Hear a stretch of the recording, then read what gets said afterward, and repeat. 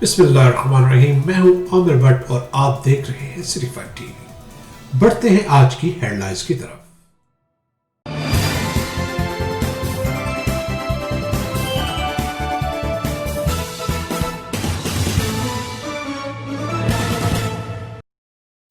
टिब्बा शाह याकूब पर 10 दिन से बिजली गायब, अवाम सरापा एहतजाज।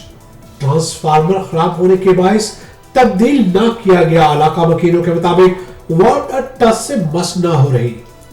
मजीद तफसीलात जानेंगे हमारे नुमाइंदे बाकर हुसैन से। जी बाकर हुसैन, आगाह कीजिए। जी बिल्कुल, कोटा दो दायरा दीन पना टिब्बा शाह याकूब इलाका मकीनों का सरापा एहतजाज। 500 मीटर के लिए एक ट्रांसफार्मर, वो भी नकारा। 10 दिन से बिजली नहीं है। शदीद गर्मी, बच्चे बूढ़े गर्मी से निढाल। वापटा वालों को कहा है, इन्होंने कहा है कि पैसे दो, यहीं पर रिपेयरिंग करा देते हैं। इनका कहना है कि गरीब हम पैसे नहीं दे सकते। भुट्टा बिरादरी, बूहा बिरादरी, मशवरी बिरादरी, गाड़ी बिरादरी, कुरैशी बिरादरी ने भरपूर एहतजाज करते हुए आला हकाम, SDO वापडा, MNA मियाँ शबीर अली कुरैशी को कहा है कि अपनी नज़रसानी करें।